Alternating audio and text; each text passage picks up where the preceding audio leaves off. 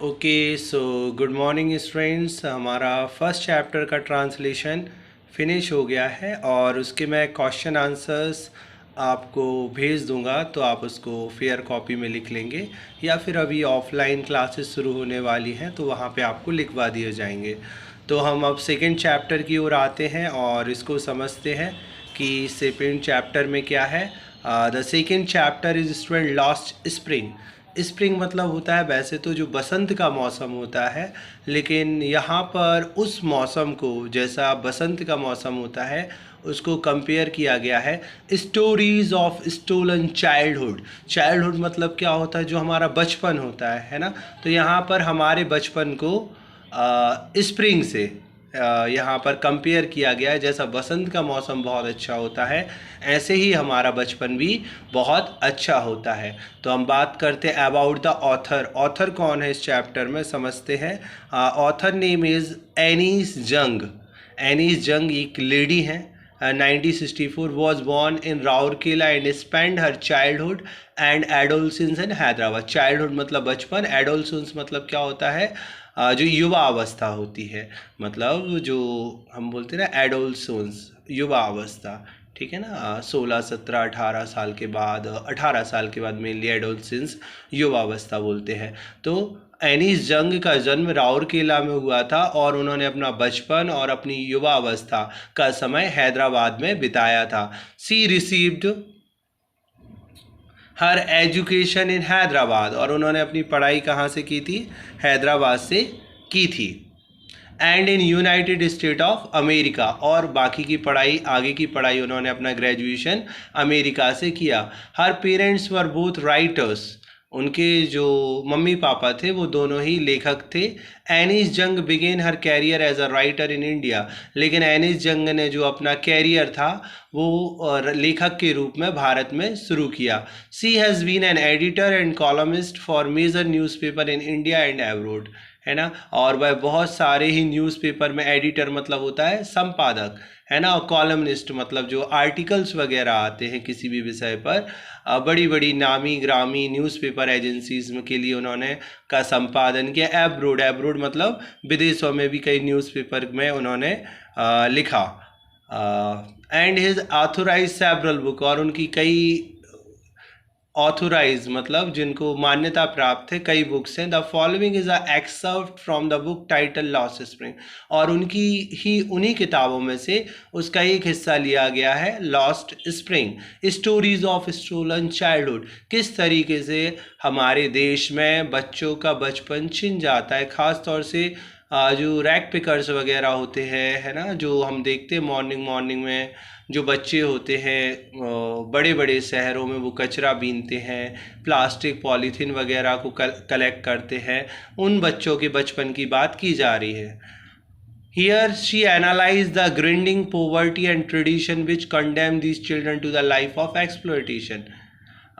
Here she analyze, यहाँ पर वो एनालाइज कर रही है, मतलब उस चीज़ का हर तरीके से गहन अध्ययन कर रही हैं। हाउ द ग्रिंडिंग प्रॉपर्टी, लोग किस तरीके से गरीबी में गरीबी की ओर बहुत तेज़ी से बढ़ते जा रहे हैं। ट्रेडिशन, ट्रेडिशन मतलब क्या होता जा रहा है, एक बिल्कुल परंपरा सी बन गई है। विच कॉन्डेम्ड, कॉन्डेम मतलब क्या होता है, जिसकी निंदा होनी चाहिए, है ना। कॉन्डेम्ड मतलब होता है निंदा करना। These children to the life of exploitation, exploitation मतलब तो वैसे होता है अत्याचार, किस तरीके से इन बच्चों की ज़िंदगी पर अत्याचार हो रहा है या फिर उनका एक्सप्लॉयटेशन हो रहा है।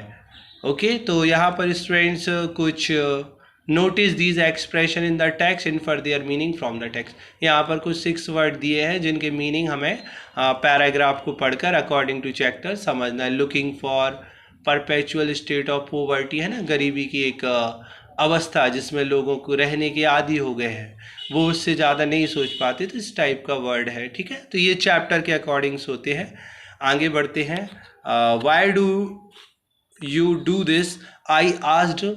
Okay, the title is sometime I find a rupee in the garbage, कभी कभी जो मुझे, है ना, sometime I find a rupee in a garbage मतलब जो होता है वो कचरे का जो ढेर होता है ना, कभी कभी मुझे कचरे के ढेर में रुपए रुपया मिलता है। ठीक है, ये कहानी का इसका टाइटल है।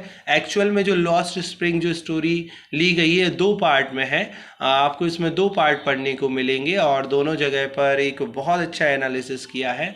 तो हम समझते हैं। Why do you do this? I ask Sahib, whom I encounter every morning, scrounging for gold in a garbage dump of my neighborhood. तुम ऐसा क्यों करते हो? I asked साहिब, मैंने साहिब से पूछा। whom I encounter every morning, जिससे मैं हर सुबह मिलती है। Scrounging for a gold in a garbage dump, जो कचरे के ढेर में क्या करता है? सोना तलाशता रहता है। ऑफ माई नेबरहुड, मेरे पड़ोस में जो कचरे का ढेर है वहाँ पर मैंने साहिब को हर दिन मैं उसको देखती हूँ कि वो कचरे के ढेर में कुछ कीमती ढूंढ रहा है। Sahib left his home long ago, Sahib ने अपना घर बहुत पहले छोड़ दिया था। Sad amidst the green field of Dhaka, है ना, और उसका जो हरे भरे खेत है ना, साहिब जो था ढाका का रहने वाला था जहाँ पर उसका हरे भरे खेत थे। His home is not even a distant memory, लेकिन वास्तव में जो उसका घर है लेकिन उसको एग्जैक्टली याद नहीं है याददाश्त में कि वह कहाँ था। देयर वर मैनी स्टॉर्म, क्योंकि वहाँ पर कई तूफान आए थे। That swept away their field and homes, तो उन्होंने क्या किया था, वहाँ पर कई तूफान आए थे जिस वजह से उसने अपने उसका खेत और घर तबाह हो चुके थे। हिज मदर टेल्स हिम, ऐसा उसकी माँ ने उससे बताया था। दैट्स वाई दे लेफ्ट, इस वजह से उन्होंने उस जगह को छोड़ दिया था। Looking for gold in the big city where he now lives, और वह व्यक्ति क्या था, एक बड़े शहर में आ गया जहाँ पर वह अच्छी ज़िंदगी जी सके और बहुत सारा पैसा कमा सके। I have nothing else to do, लेकिन मेरे पास यहाँ पर कुछ करने के लिए नहीं है। मटर, ऐसा उसने कहा। मटर मतलब होता है बेसिकली, ऐसा साउंड है ना, बोलते ना जब किसी व्यक्ति से कोई बात पूछो लेकिन उसको क्लियर नहीं है तो वो कुछ भी बोलता रहता है, लाइक दैट। लुकिंग अवे, और वह दूसरी ओर देखने लगा।